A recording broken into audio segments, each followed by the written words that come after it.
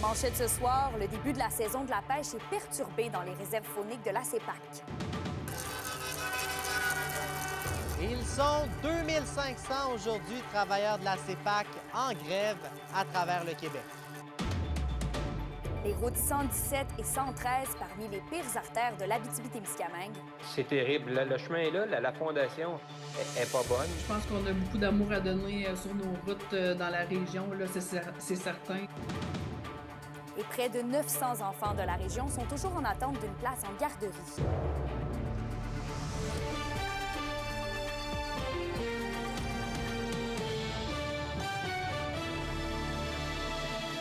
Bon début de soirée. Merci d'être avec nous pour ce TVA 18h.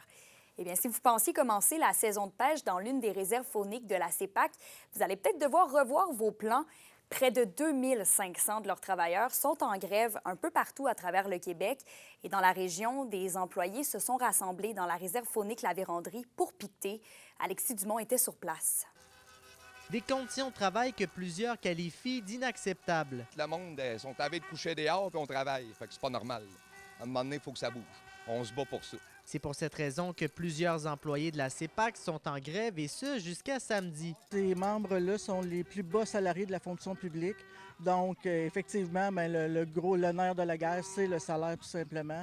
On demande que l'augmentation soit de façon assez considérable puisque ces gens-là travaillent aux alentours de 16 17 de l'heure. Une situation que l'employeur déplore, trouvant le tout dommageable pour les pêcheurs qui sont privés d'activités de pêche ce week-end.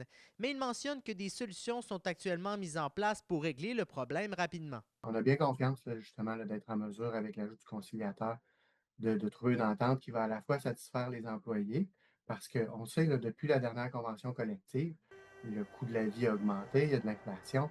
Donc, on est tous d'accord sur le fait que les employés doivent avoir des conditions salariales améliorées. Mais encore faut-il que ce soit à l'intérieur d'une entente qui respecte la capacité de payer de la CEPAC, puis qui ne fait pas en sorte qu'on refile une facture aux visiteurs. Le syndicat, lui, ne compte pas s'arrêter là tant que les employés n'auront pas ce qu'ils exigent. Premièrement, c'est le premier mouvement de grève de 3 jours.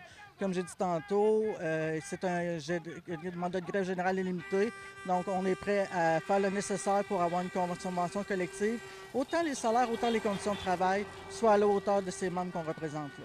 C'est donc la conclusion aujourd'hui d'une première de 3 journées de grève et il pourrait y en avoir d'autres qui vont s'ajouter prochainement s'il n'y a toujours aucune entente entre la partie patronale et le syndicat. Alexis Dumont, RNC Nouvelles, dans la réserve faunique La Vérandrie. Et toujours dans la réserve faunique La Vérandrie, il y a eu un gros accident entre 2 camions lourds ce matin. C'est vers 8h30 que les autorités ont été appelées à se rendre à la hauteur du kilomètre 446 de la route 117. C'est qu'un camion citerne a été percuté par un camion remorque pour des raisons toujours inconnues. Et selon les informations de la SQ, l'un des conducteurs serait blessé sérieusement. Il a été transporté au centre hospitalier. La route 117 qui a donc été bloquée dans les 2 directions en raison d'un déversement de diesel. Elle a été réouverte en alternance et d'ailleurs, elle l'est toujours. Des équipes sont sur place pour finaliser l'opération de nettoyage. Et le palmarès annuel des pires routes de la province par CAA Québec est paru ce matin. 2 routes de la région y font piètre figure. William Maillé nous dit lesquelles. La route 113 et la 117 sont pointées du doigt comme étant les pires routes de la région dans le palmarès 2025 de CAA Québec. La 113, qui passe entre Sainte-Terre et Lebel-sur-Quévillon, fait partie de cette liste depuis déjà quelques années. La 113 Nord, là, c'est terrible. C'est une place qui a beaucoup de circulation, beaucoup de camions lourds également. Mais on n'est plus à la limite de rouler 90 km. La route est maganée beaucoup vis-à-vis, je dirais, là, qui longe la ligne blanche, là, parce qu'il y a des parties qu'on voit même plus la ligne blanche, c'est creusé. La région a tout de même réussi à éviter d'être dans le top 10 des pires routes québécoises, selon les répondants. CAA invite toutefois les autorités à ne pas prendre ce signal d'alerte à la légère. C'est 2 bons tronçons routiers très empruntés, donc on espère qu'en les mettant en lumière dans le palmarès, le ministère des Transports et de la Mobilité durable va faire quelque chose, va les prendre en considération, va entendre la voix des citoyennes et des citoyens de l'Abitibi-Témiscamingue pour annoncer éventuellement des investissements, de la réfection de route aussi sur ces tronçons-là, ils ne sont pas à négliger. Le ministère des Transports a annoncé lundi des investissements de 194 millions, notamment pour la réfection de routes d'ici 2027. Les projets d'asphaltage de la voie de contournement de Val-d'Or sur la 117 et la réfection d'une douzaine de kilomètres de la 113 près de Sainte-Terre y sont compris. On a déjà mentionné au ministère qu'il va en falloir plus. Il va falloir finir par se rendre là, jusqu'à Louvicourt, je dirais, là, pour ce tronçon-là. Là. Je sais que c'est des gros coûts, c'est dispendieux, mais qu'on le fasse au moins par partie, mais qu'on commence. Si on ne commence pas, là, c'est sûr qu'on ne finira pas. Là. Mais il faut absolument qu'on refasse la fondation de ce chemin-là. Des travaux sur la 113, retardés en raison des feux de forêt, ont pu être réalisés l'été dernier, mais la situation sur la portion nord de la route serait toujours pénible. À partir de Lebel-sur-Quévillon, aller jusqu'à Miquelon, il avait mis quand même beaucoup d'argent l'année passée, mais pour, je dirais, patcher des trous, si on peut appeler ça comme ça. Mais c'est déjà revenu, c'est terrible. Le chemin est là, la fondation n'est pas bonne. À part la 113 et la 117, d'autres routes de la région attendent le début de travaux de réfection, dont certains devraient débuter au courant de cet été. William Maillet, RNC Nouvelles, Rouyn-Noranda. Et les parents qui souhaitent obtenir bientôt une place en garderie devront continuer de s'armer de patience. Dans la région, 863 enfants attendent toujours de trouver une place, selon des données compilées par TVA Nouvelles. 444 places en CPE et en garderie subventionnées ont été ajoutées depuis 2021, mais 202 places ont été perdues en garderie non subventionnée. La CSN déplore les données dont elle juge être le reflet d'un échec de la part du gouvernement. Là, ben, c'est des parents qui restent à la maison, c'est des parents qui ne peuvent pas retourner sur le marché du travail, c'est des familles qui vont décider de s'installer ailleurs. Fait que ça aussi, c'est des éléments qu'il faut prendre en compte là, dans toute je dirais, ce contexte-là de manque de place dans les CPE. C'est l'ensemble de la région qui paye. Mais à la base, il est clair que nous, on fait un constat, c'est que ben, le gouvernement refuse d'écouter les travailleuses et les travailleurs qui lancent ces cris d'alarme-là depuis tellement longtemps. Il y a beaucoup de services de garde là, dans le tableau qui était présenté, qui ont fermé, qui étaient des services de garde privés. De notre point de vue, ça reste que c'est une bonne chose dans le sens où, de notre point de vue, l'ensemble du réseau des services de garde devrait être public.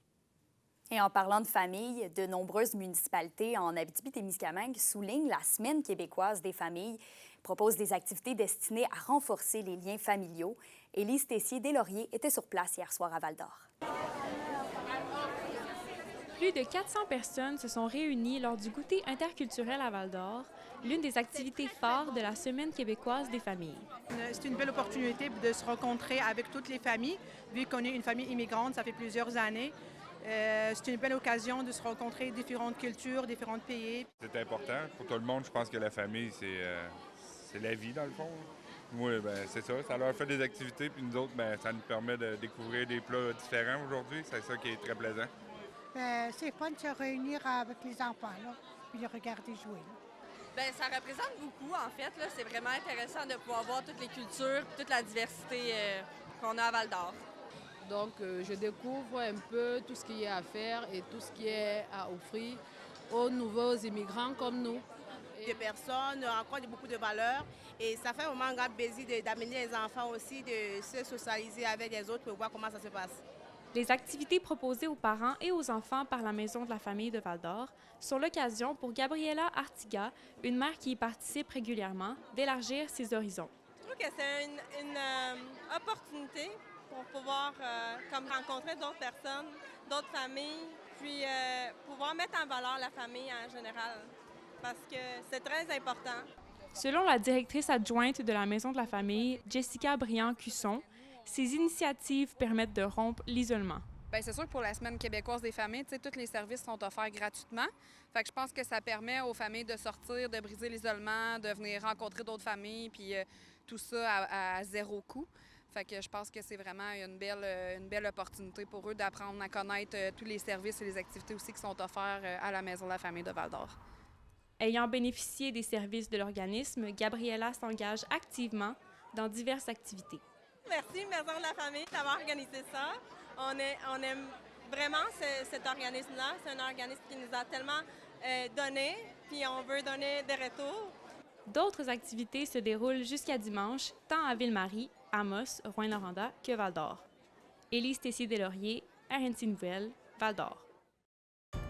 Vos réponses à la question du jour TVA, une présentation de la clinique infirmière Nord-Ouest partout dans la région. Notre équipe peut vous recevoir pour un bilan de santé, une infection, le suivi de maladies chroniques et bien plus. Contactez-nous pour plus d'informations ou visitez notre site web. Et à la question du jour, on vous demandait est-ce qu'il y a suffisamment de services et d'activités offerts aux familles? Vous avez répondu oui à 67 %.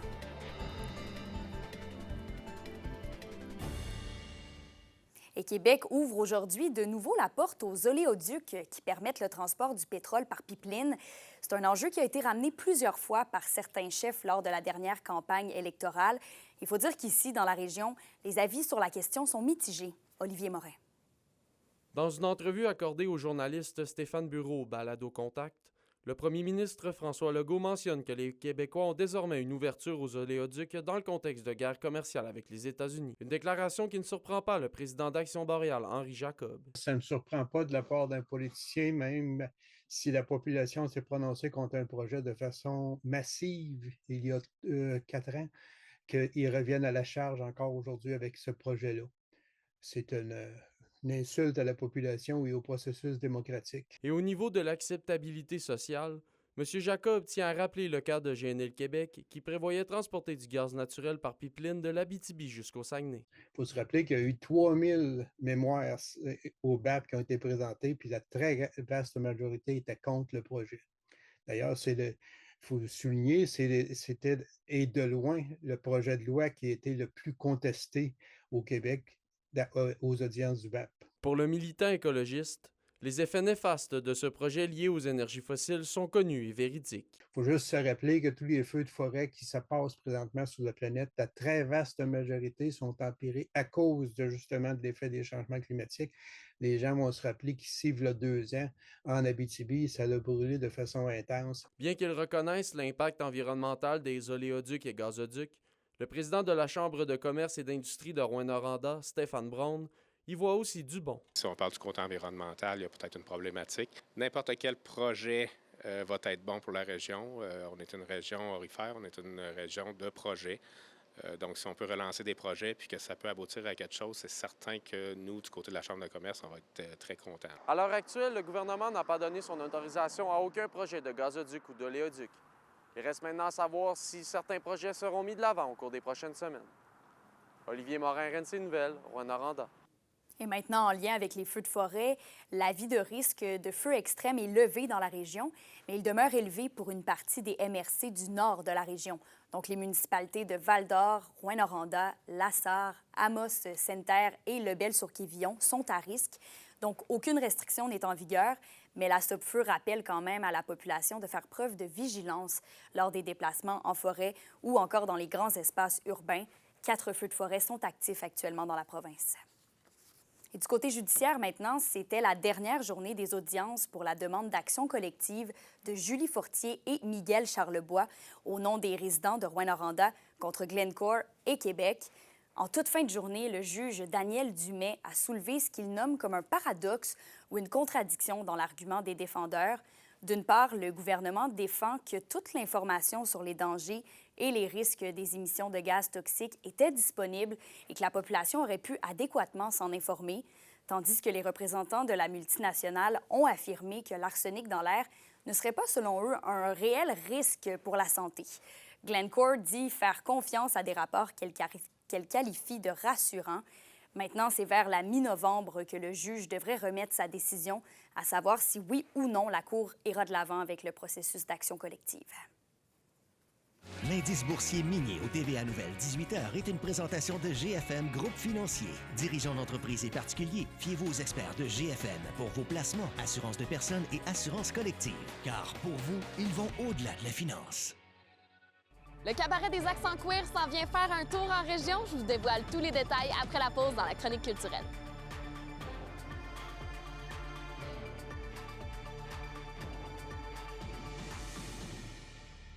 Les SADC de l'Abitibi-Témiscamingue et du nord du Québec vous présentent la bonne nouvelle économique TVA. Geneviève Hardy et Amélie Rouillard ont ouvert leur espace de création au cœur du centre-ville d'Amos. Le studio Tatoueur propose une boutique d'œuvres d'art ainsi qu'un service de tatouage corporel. Elles souhaitent y développer leurs pratiques artistiques et c'est dans un esprit coopératif qu'elles se sont installées aux côtés d'autres travailleurs autonomes dans le même édifice.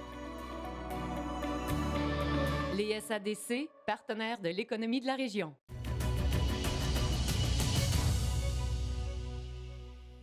C'est aujourd'hui qu'a eu lieu le Salon de l'emploi MAMU à Val-d'Or, un événement pour faire le pont entre les Premières Nations et les employeurs. En plus des 68 exposants sur place, des services d'aide à l'emploi étaient aussi disponibles pour les participants. L'employeur sur la communauté, c'est le conseil de bande. Le conseil de bande va avoir le système de police, travaux publics et tout ça. Donc, quand il n'y a pas d'emploi disponible au conseil de bande, les gens doivent sortir de l'extérieur pour aller travailler. Fait que moi, je pense que des événements comme ça fait ouvrir aussi l'horizon des carrières des gens. Depuis l'année passée, le Salon MAMU, on a eu des jeunes étudiants qui sont fait embaucher, disons, chez nous, que ce soit pour un entrepreneur ou bien pour la compagnie directe.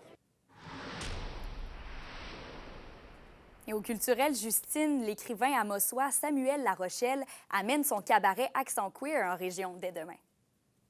Et c'est vraiment une soirée qui sort de l'ordinaire, qui va bien sûr vous faire rire, mais peut-être aussi vous faire pleurer. Pendant le cabaret des accents queer, le public pourra apprécier les textes de Samuel Larochelle, du dramaturge David Paquette, aussi de l'humoriste Anne-Sara Charbonneau, de la comédienne témiscabétibienne Valérie Côté, et ils pourront aussi apprécier La jeune plume de Moïra Bacon. Le cabaret Accent Queer s'arrête demain à la salle Félix-Leclerc de Val-d'Or et samedi à l'Agora des Arts pour honorer la Journée internationale de lutte contre l'homophobie, la transphobie et la queerphobie. Des billets gratuits sont accessibles aux deux représentations et c'est un honneur pour Samuel d'apporter son cabaret des accents queer dans sa région natale. À Montréal, on fait ça devant 450 personnes et c'est galvanisant, mais j'ai aussi fait le show dans plein de régions du Québec, au Nouveau-Brunswick, en Ontario. Puis là, enfin, j'amène le cabaret queer en Abitibi-Témiscamingue. Ça permet deux choses, en fait plein de choses, mais principalement, d'un côté, les personnes queer dans la salle se reconnaissent sur scène et se reconnaissent dans nos textes, dans ce qu'on va livrer au micro, mais la foule est toujours composée à moitié d'hétéros qui trippent aussi fort et qui viennent voir tout ce qu'on a en commun et aussi ce qu'on a de différent, puis ils peuvent découvrir cette richesse-là de la différence parce que mon but, c'est pas d'isoler puis de créer de la tension, c'est de dialoguer, de se comprendre puis de se rejoindre. C'est pour absolument tout le monde, même si c'est conçu par des artistes LGBTQ+, on est inclusif avec les hétéros, puis on veut qu'absolument tout le monde vienne dans la salle. Du côté de la danse maintenant, dans le cadre de son 55e anniversaire, l'école de danse Prelve Inc. vous invite à sa 61e représentation, qui est bien sûr chorégraphiée par la fondatrice Lynn Vaillancourt. L'œuvre sera présentée au Théâtre du Cuivre demain à 19h et les billets se vendent au prix de 35 $. Dans cette représentation, l'école de danse Prelve sensibilise la population à l'importance de la préservation de la nature. C'est une super belle façon de célébrer les 55 ans de l'école. C'est comme une démarche, si tu veux, avec, les changements climatiques, la température et chez nous, la nature, parce qu'en Abitibi, on est riche là-dessus. Puis avec les choses qui sont arrivées, bien, c'est un petit peu stressant. Et aussi, bien, parce qu'on ne prend pas le temps, parce que tout le monde est très pressé. Alors, j'ai décidé d'appeler ça un temps pour danser, mais un temps dans le sens de la météo, parce qu'on est très accro à la météo. C'est un peu difficile parce que quand que tu rencontres les gens, puis ils sont tout épatés, ils se disent « 55 », mais c'est parce que quand tu es dedans, tu ne t'arrêtes pas aux chiffres, hein, tu t'arrêtes avec les gens que tu rencontres, tu t'arrêtes avec les choses que tu fais, avec ce que tu vis, pas les chiffres. Fait qu'à chaque fois, bien, ça me remet un peu, je fais un peu une surprise, quoi. J'aime beaucoup, c'est les contacts avec les enfants et avec les adolescents. Je pense que c'est ça qui me rend... qui m'a soutenue tout ce temps-là, parce que j'adore ça. J'adore enseigner. Les Huskies de Rouyn-Noranda ont déjà annoncé leur match pré-saison. Restez avec nous, on en reparle après la pause.